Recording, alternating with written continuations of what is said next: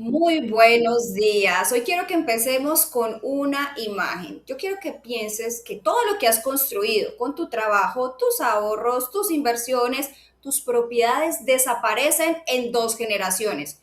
No por malas intenciones, no por irresponsabilidad, sino por falta de estructura. Porque eso, aunque no lo parezca, es lo que ocurre en la mayoría de las familias del mundo. Yo soy Natalia Ospina, soy asesora patrimonial y desde hace años acompaño a personas y a familias que no solamente quieren tener dinero, quieren que ese dinero tenga un sentido, un orden y un futuro. Hoy no vamos a hablar de cómo ganar más dinero, cómo multiplicar tus inversiones. Hoy vamos a hablar de algo que tiene mucho más sentido y es más importante y es cómo hacer que lo que ya has construido no se pierda. Cómo convertir esos ingresos en patrimonio, cómo convertir ese patrimonio en un legado y cómo lograr que ese legado viva más de 3 generaciones. Así que prepara tu libreta porque este episodio tiene mucho que aportarte.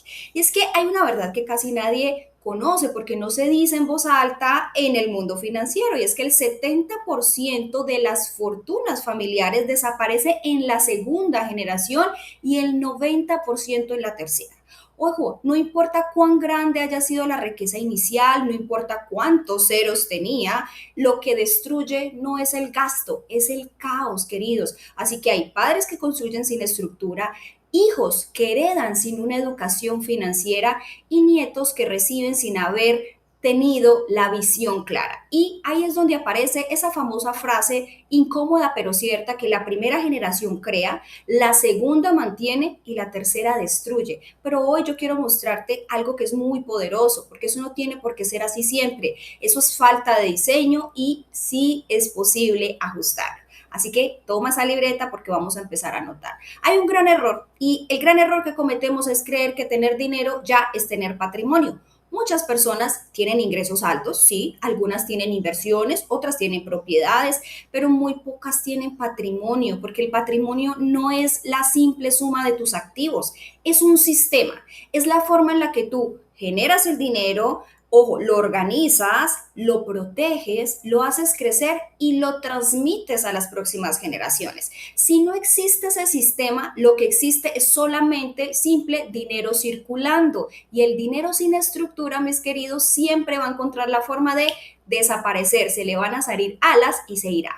Así que yo lo que quiero hoy es hablarte de que hay casos, hay una familia que rompe esta estadística y sé que todos lo hemos escuchado alguna vez, el caso de los Rockefeller. El primero de ellos, John D. Rockefeller, fue el hombre más rico del mundo en su época, pero eso no es lo interesante. Lo extraordinario es que esta familia sigue siendo influyente y rica 7 generaciones después. ¿Cuál es la razón?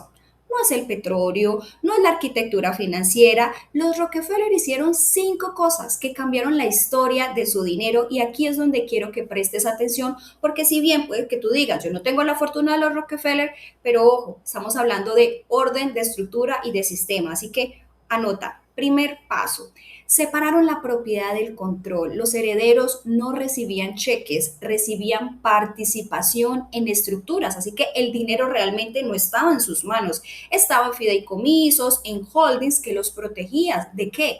De demandas, de divorcios, de impulsos, de errores. Lo segundo es que se nota que usaban fideicomisos y seguros de vida de manera estratégica, no para pagar menos impuestos, sino para mover esa riqueza sin destruirla. Los seguros de vida eran vehículos de transferencia patrimonial, los fideicomisas eran escudos legales y de esa manera buscaban la forma de proteger, de hacer crecer su dinero de una generación a otra, siendo eficientes en ese traspaso. Lo tercero es que crearon una oficina familiar. Ellos no administraban su riqueza como personas naturales, sino que la administraban como una empresa. Tenían inversiones, flujos, riesgos, diversificaban, todo lo profesionalizaban. Cuarto, diversificaron obsesivamente y eso es algo que a veces nosotros no aprendemos. Cogemos todo nuestro capital, por poco o mucho que sea, y lo ponemos en un solo activo. Entonces ellos, en la medida de sus posibilidades, claro, podían diversificar en bienes raíces, en empresas privadas, en energía, en mercados financieros. El dicho coloquial, no todo en una sola canasta. Quinto, crearon una cultura, porque a los hijos no les enseñaban a gastar el dinero, se les enseñaba a administrar la responsabilidad. Y es así como muchas de las generaciones Rockefeller vienen a tener parte responsabilidad en las empresas haciendo algo, no solamente recibiendo dinero. Ser Rockefeller no era un derecho, era una función que tenían que cumplir. Y para mí hay un punto muy importante que yo quiero destacar porque está al alcance de todos, pues que tú digas, bueno, pero para crear una empresa, para tener los seguros de vida, para eso simplemente te estoy dando la forma de organizarte, pero aquí hay un punto que destaco de los Rockefeller y que todo lo puede replicar, y es que ellos son muy conocidos por el tema de la generosidad. Sí, ellos practicaron los tres usos del dinero en su esplendor. Recuerda, y siempre te lo digo, ¿para qué se hizo el dinero? Para tres cosas, para vivir, para multiplicar y para compartir. Ellos son conocidos por ser uno de los mayores filántropos de la historia. Sus fundaciones y universidades han servido para tratar enfermedades como la malaria y la fiebre amarilla. Pero aquí lo curioso es que ellos no empezaron a dar donaciones, a crear universidades cuando ya eran ricos. No, John D. Rockefeller se dice la historia que desde sus primeros trabajos repartiendo periódicos, lo que ganaba una parte lo separaba para entregarlo, para ser generoso. Y eso se lo enseñó su mamá y eso lo replicó él y toda su familia. Así que ahí hay puntos muy importantes a destacar. Miren, las fortunas que sobreviven no lo hacen solo por dinero, lo hacen porque tienen estructura, porque tienen reglas claras y porque crean una cultura alrededor del dinero. Así que quiero mostrarte ahora cómo se ve un patrimonio que sí va a sobrevivir a las próximas generaciones. No importa lo que tengas, mucho o poco, yo quiero que tú te mentalices a que lo que tú estás haciendo hoy, al esfuerzo que le estás poniendo a generar dinero, a construir patrimonio, no se pierda con tus nietos.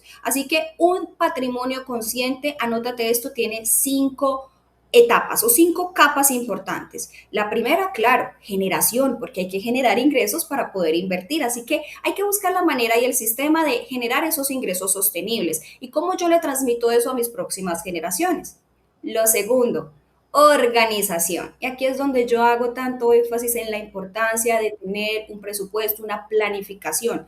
¿Para qué? Para tener límites y control, ni siquiera, para tener claridad total, qué entra, qué sale y en dónde se va. Si tú tienes eso claro en tus finanzas, créeme que lo va a ser muy fácil transmitirlo a tus próximas generaciones. Lo tercero que no podemos dejar es la protección. Sí, estoy hablando de seguros, de estructuras, de blindaje, de que si tú tienes algo y hoy en día no tienes un will, un testamento, no sabes eso a quién le va a quedar, todos tenemos la responsabilidad desde que tenemos algo de dejar claro cómo se va a proteger y quién va a quedar heredero. Y aunque creas que tienes que tener una fortuna para hacerlo, no, mis queridos, todos tenemos la responsabilidad de hacerlo. Lo cuarto, claro, el crecimiento. Ahí sí, vamos a hablar de inversiones, de diversificación, cosas que le hagan sentido en el momento de construcción de capital en el que estemos para que ese patrimonio se vaya fortaleciendo. Como les decía ahora, no poner todos los huevos en una sola canasta, ir creciendo de acuerdo a mis posibilidades y tener una estrategia, una cifra clara y cómo voy a ir avanzando hacia ese futuro que quiero llegar. Y quinto y no menos importante, propósito. ¿Por qué? Porque si yo tengo claras las reglas, los valores que lideran en mi familia, en mi patrimonio, cómo lo voy a transmitir, cómo le quiero enseñar a mis hijos a cuidar del dinero, es que la educación financiera empieza en casa, empieza con tus hijos, empieza con tus nietos. Y si solo creemos que es generar dinero, proveer para que estén bien, para que tengan una buena educación, para que no falte la comida, nos estamos equivocando, porque la forma en la que hablamos o incluso no hablamos del dinero, porque el dinero también existe esa forma de que si yo no lo hablo, nosotros, nuestros hijos, nuestras generaciones van a ver cómo lo manejamos, eso ya de por sí es la educación que le estamos dejando. Así que cuando una de estas cinco capas falta, todo se vuelve frágil. Te las vuelvo a repetir para que no se te olviden. ¿Cómo generamos dinero? ¿Cómo lo organizamos? ¿Cómo lo protegemos? ¿Cómo lo hacemos crecer? Y sobre todo, ¿cómo le damos propósito a las próximas generaciones? Cinco etapas básicas, sencillas, pero que son poderosas para que empieces a organizar ese sistema patrimonial, porque no es nada salido de este mundo. Vas a ver que es tener la claridad en eso que estoy haciendo. Así que quiero empezarte a dar tranquilidad financiera porque al final es saber que todo está en su lugar, todo tiene un lugar para que esté. Y la verdadera tranquilidad financiera no es tener dinero, ¿Qué sería entonces en ese sentido?